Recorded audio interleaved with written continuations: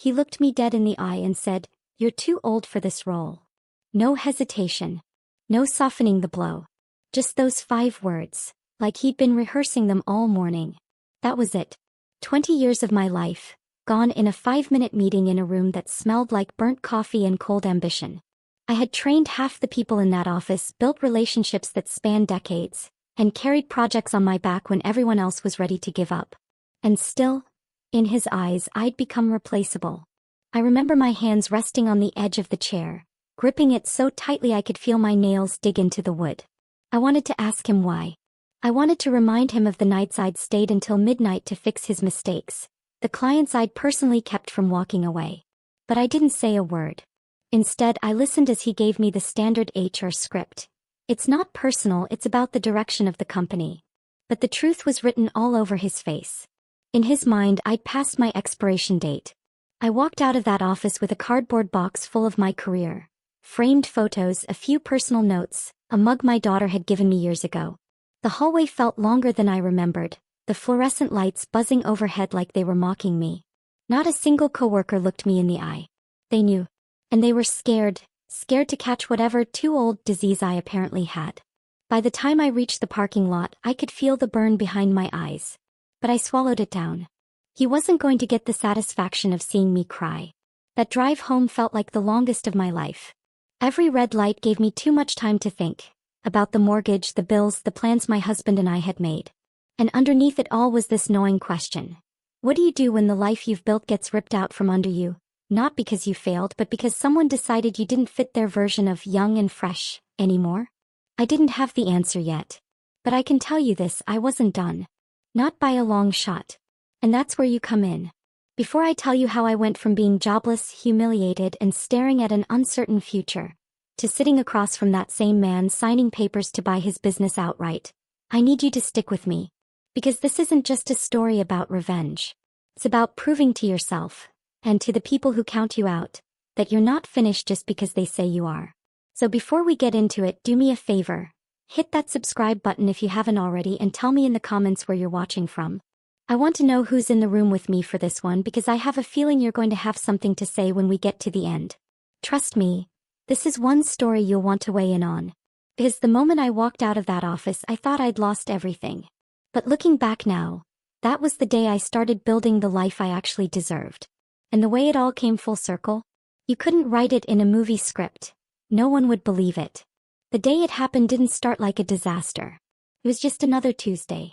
I remember the sound of my heels clicking on the lobby floor, the faint smell of coffee from the break room, the usual hum of computers waking up. But there was something off. When I walked past reception, Linda, who usually greeted me with a smile and a "morning," barely lifted her head.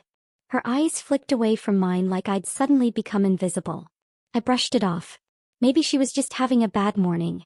But as I made my way down the hallway to my office, I started to notice it everywhere.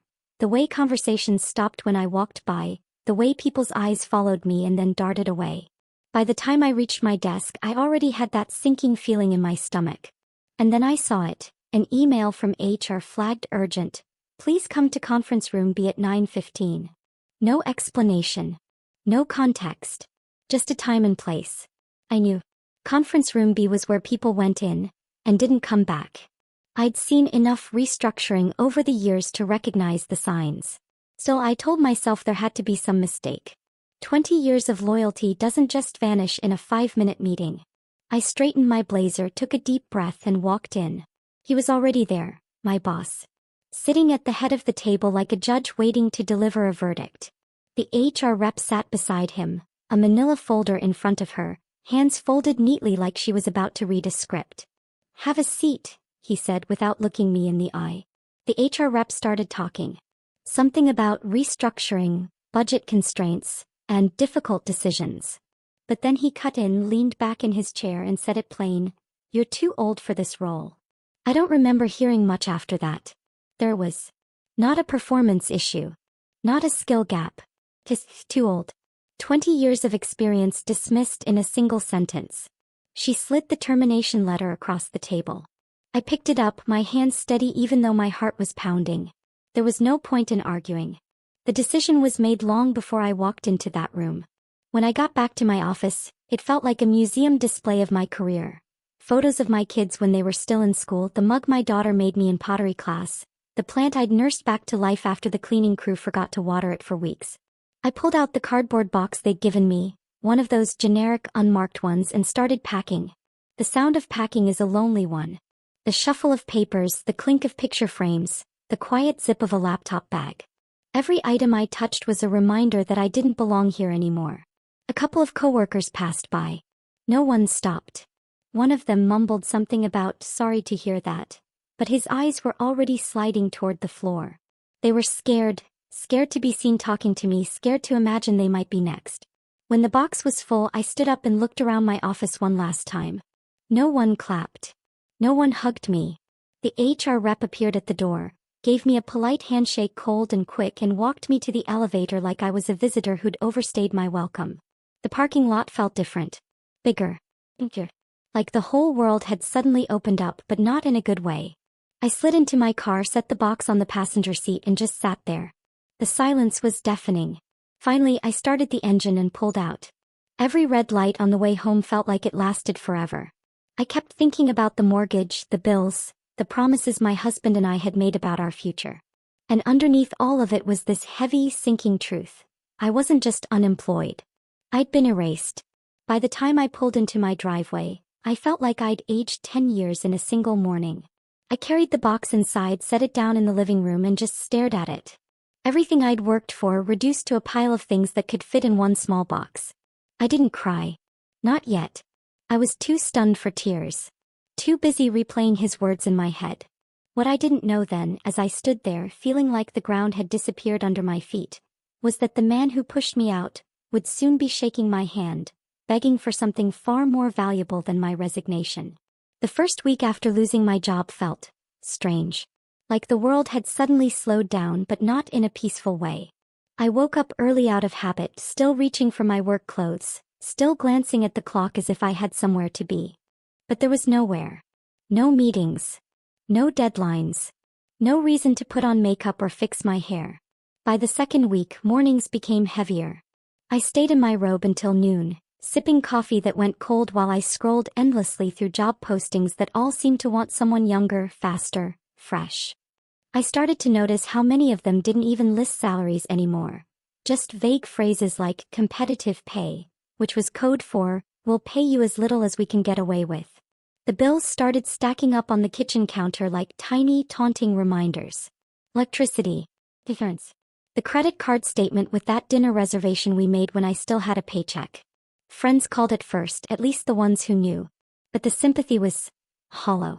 They said things like, "you'll bounce back," or "you've got so much experience, someone will snatch you up in no time." The truth? They didn't know what to say. And every conversation ended with me feeling smaller, like I was some charity case they needed to check in on.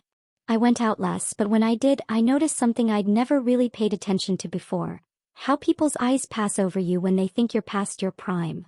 One afternoon, I stopped at a coffee shop to fill out some online applications. A group of younger people sat nearby, talking loudly about their new project. I was barely 2 feet away, but one of them kept cutting me off when I tried to make a polite comment. They didn't even look at me when I spoke, just kept talking over me like I wasn't there. It's a special kind of loneliness, being in a room full of people and realizing you're invisible. That's when the self-doubt started whispering in my ear. Maybe they're right. Maybe I'm too old. Maybe I can't keep up anymore. Nights were worse. My husband would come home from work and give me updates on his day, but they were clipped, distracted, almost impatient. If I mentioned applying for jobs or hearing back from an interview, he'd nod without really listening. One night, over dinner, I asked him if he thought I was being too picky with my job search. He didn't even pause before saying, "You just need to accept the market for what it is. You're not going to get what you used to." It stung. Not just the words, the way he said them. Like my worth was on clearance now.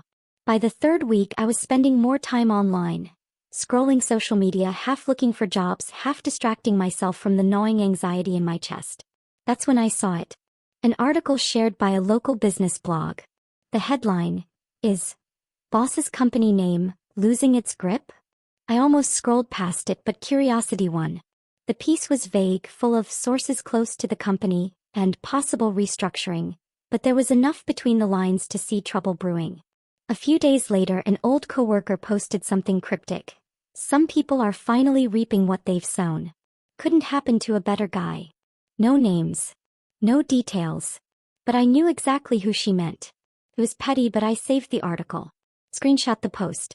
Maybe it was proof that the universe wasn't completely blind. Still, those little sparks of schadenfreude weren't enough to pull me out of the spiral. My confidence was in pieces.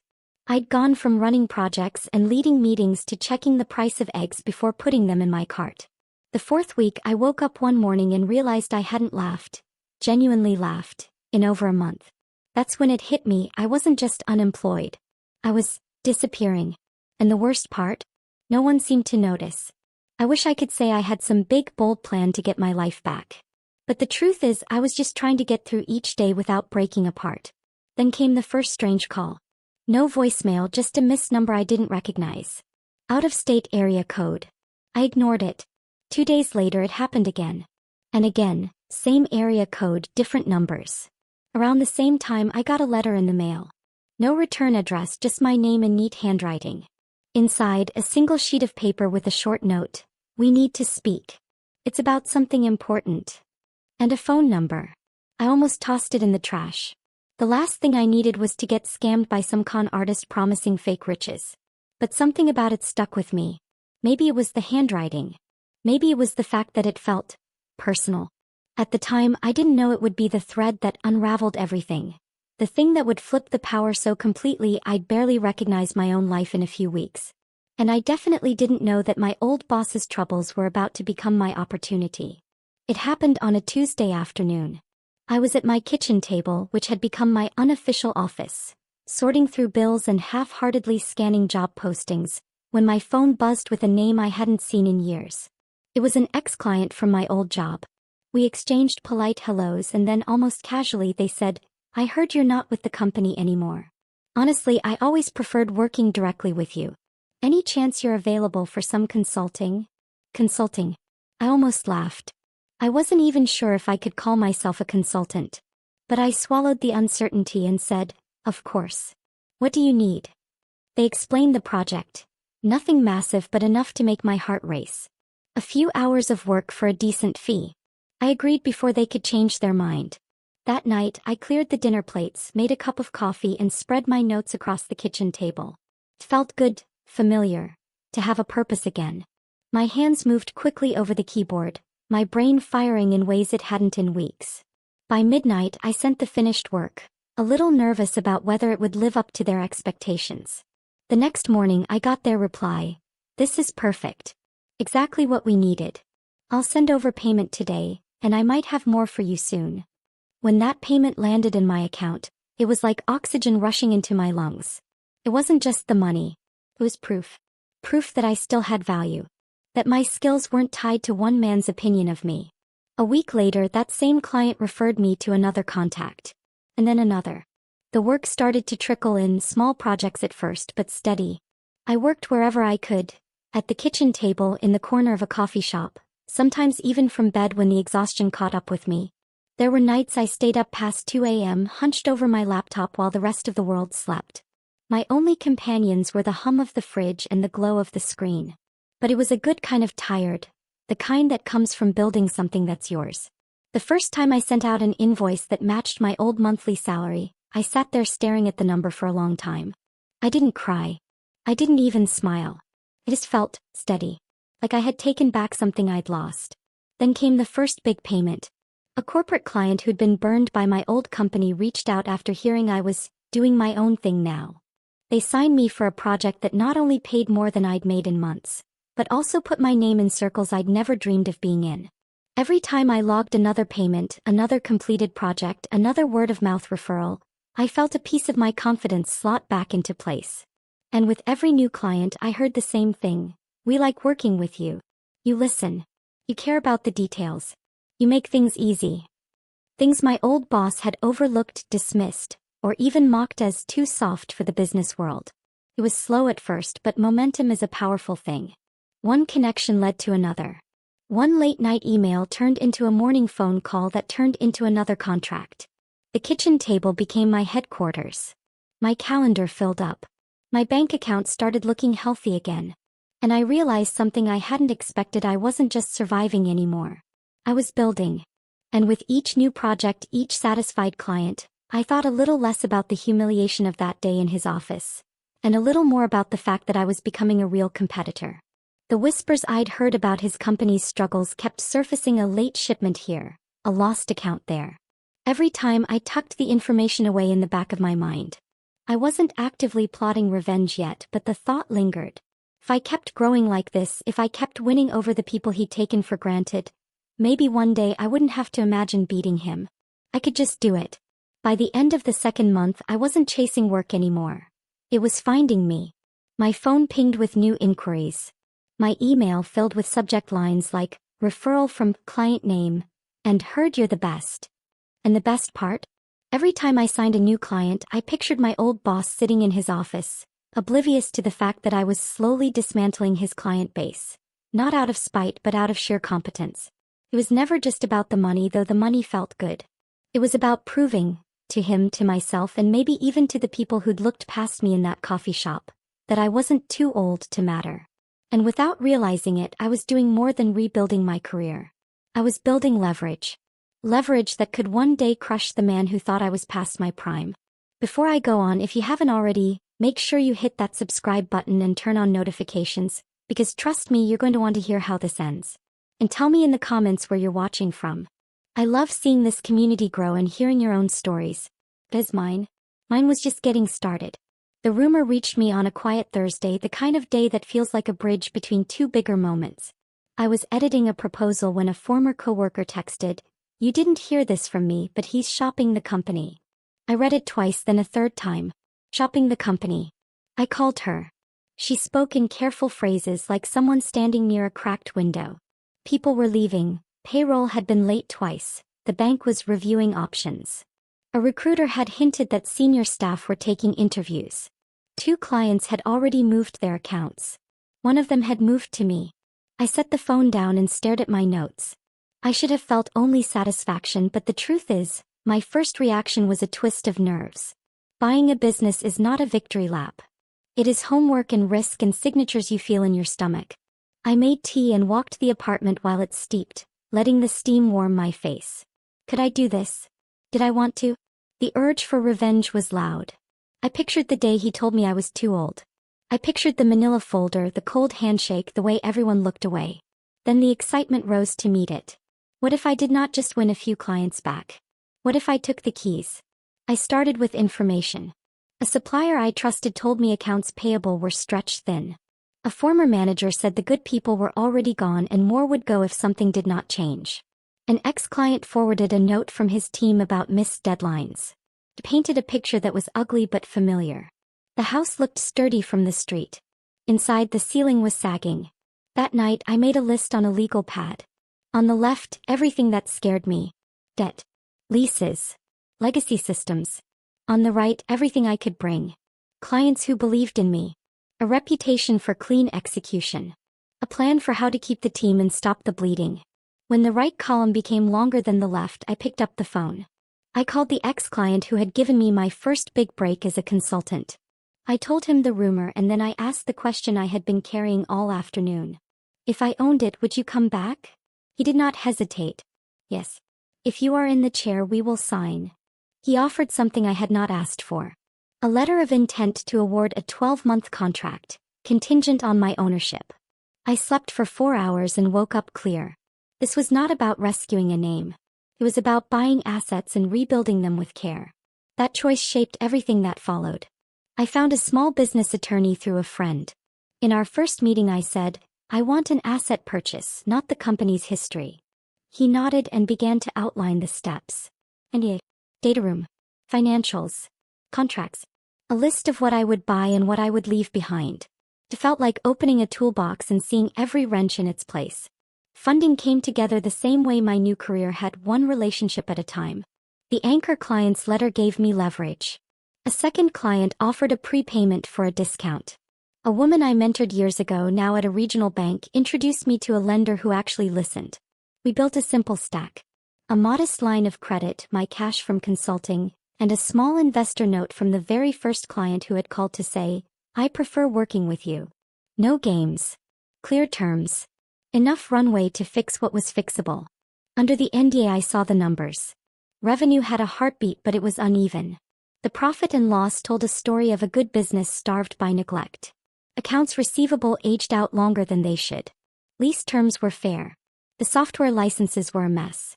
3 contracts were worth saving. 2 were ready to walk. The debt was real but not fatal if you stopped the leaks. I made a plan on one sheet. Day 1, pay the people and the vendors who keep the doors open. Day 2, meet every client and tell them the truth. Day 3, cut what does not serve the core work. I listed 5 names I wanted to keep at any cost. I called 2 of them and asked, "If the culture changes, do you stay?" Both said yes. One said she would bring 2 more. I wrote the LOI at my kitchen table with the same pen I had used to write my first invoice as a consultant. It was firm and plain. Asset purchase only. A short transition for handover. I attached the client letter and the proof of funds. I read it out loud, once for tone and once for courage, then I sent it to my attorney. He called me back 10 minutes later. "This is clean. Let's send it." The broker replied within a day. There were other parties looking, but none with my kind of inside knowledge or ready contracts. We scheduled a meeting. I walked into a conference room that smelled like copy paper and stale coffee and felt none of the panic I had felt months earlier. I felt ready. In the elevator afterwards I watched my reflection. Same face. Same hands. A different center of gravity. I thought about how easy it is to believe that the person who takes something from you has the final word. They do not. They have the first word in a story you can still finish. On the way home my phone buzzed. It was the ex-client. "If you need me in the room for the close, I will be there," he said. I thanked him and stared out the window at a city that looked new, even though the streets had not changed. The fear was still there, but it had a partner now. Purpose. That night I spread the documents across the same kitchen table where I had once counted coins for groceries. I put a sticky note on the top page that said, "Buy the work, not the wreckage." Then I closed my laptop and sat in the quiet. I could almost hear the click of my old boss's pen, the one he used when he signed my termination letter. Soon I thought he might use it again. I did not sleep much, but I did not need to. The decision was made. The next call would not be about rumors. It would be about terms. And for the first time since the day he told me I was too old, I felt something simple and solid. I was not chasing a win. I was walking toward it. The morning of the closing I woke up before sunrise. My clothes were laid out the night before. Simple, professional, but sharp. Not the corporate armor I used to wear when I was trying to fit into his mold, but something that felt like mine. I brewed coffee slowly, letting the steam rise while I reviewed the final checklist in my head. The car ride to the office was eerily familiar. Same streets, same turns, but I wasn't walking in with a folder of resumes or a cardboard box for my things. I was walking in to buy the place. The building came into view, its glass facade catching the early light. My stomach tightened. For a moment I saw myself months earlier, leaving with a half-empty box and eyes that refused to meet anyone else's. But then I pictured the signature I was about to put on that contract and the image shifted. This was no walk of shame. This was a march of ownership. When I stepped through the lobby doors I felt every pair of eyes on me. Some were curious, some cautious, and a few, the ones who knew the rumor, looked almost relieved. I didn't slow my stride. The conference room was at the end of the hall. He was already there, sitting in his usual spot at the head of the table, a place he'd guarded like a throne. His posture was stiff and his smile didn't reach his eyes. I could see the disbelief in his face, as if part of him still thought the deal might collapse in the final hour. "Morning," I said, setting my bag on the table and sliding into a chair across from him. The lawyers were already flipping through documents, the broker checking his watch. He cleared his throat. "Didn't think you'd be the one across from me today." Kept my voice even. "I guess you didn't think a lot of things about me." The room went quiet except for the sound of papers being shifted. The attorney pushed the first stack toward me. "Sign here, and here." My pen moved smoothly, each stroke erasing a little more of the humiliation from that day he fired me.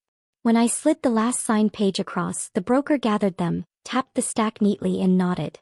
"It's done," he said. The keys were in a small silver ring in the center of the table. He picked them up slowly, turning them in his hand as if they might vanish. Then he slid them across to me. "They're yours," he said, and for the first time his voice didn't carry that old superiority.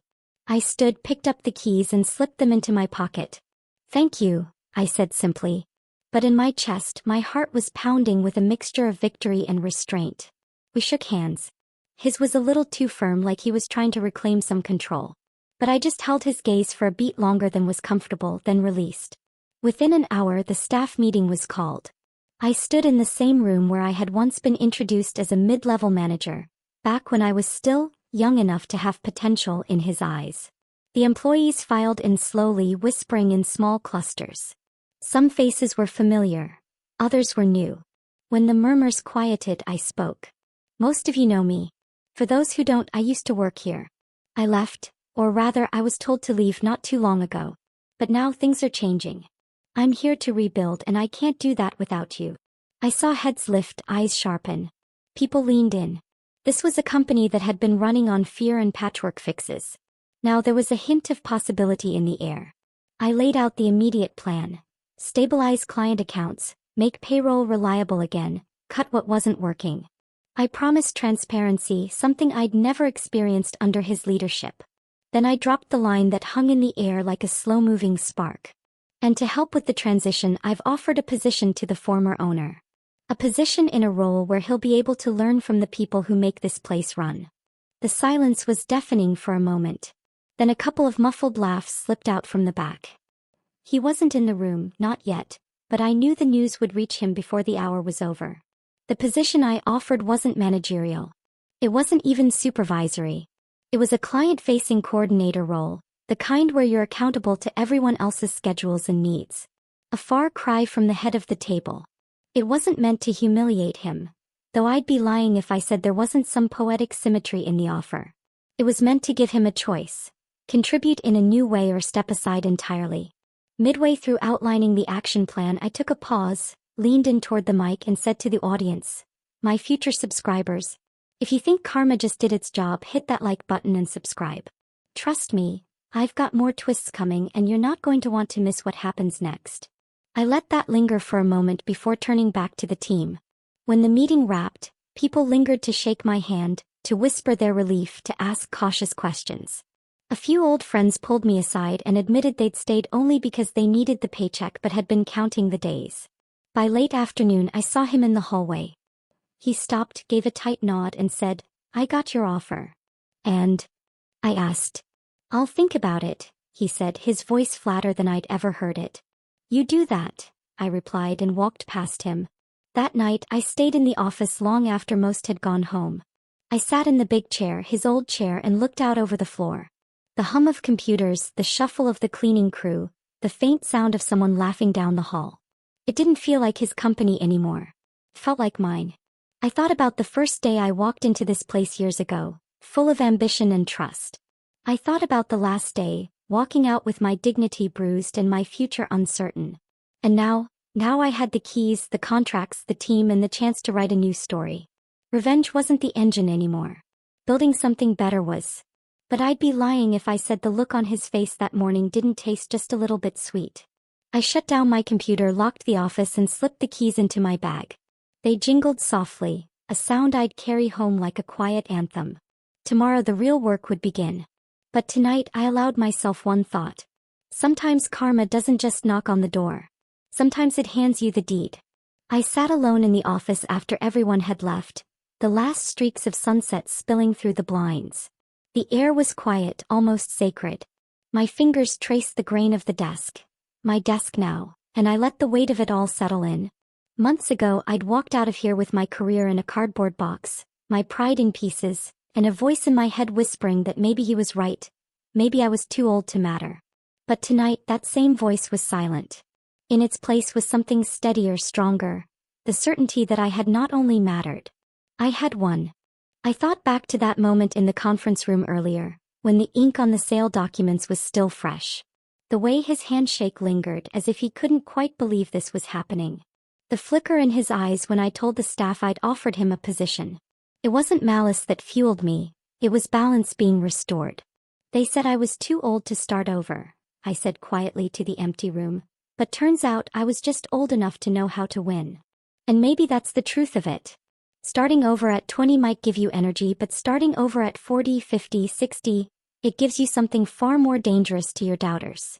Experience. You've seen storms before and you know how to stand through them. I closed my laptop and slid the keys into my bag, their weight a reminder of how quickly the tables can turn. Before I left, I looked into the camera, my audience, and I asked, if you were in my shoes, would you have given him a job? Or left him out in the cold? Tell me in the comments. I read every single one. And if you haven't already, hit that subscribe button, turn on notifications, and share your own story of sweet revenge or epic comeback. You never know, your story might be the next one I tell. I gave one last glance at the space that had once felt like my prison and now felt like my kingdom. Then I walked out, the click of the lock behind me sounding less like an ending, and more like the start of my next chapter. Because the best revenge isn't just taking back what was taken from you. It's owning it. Completely.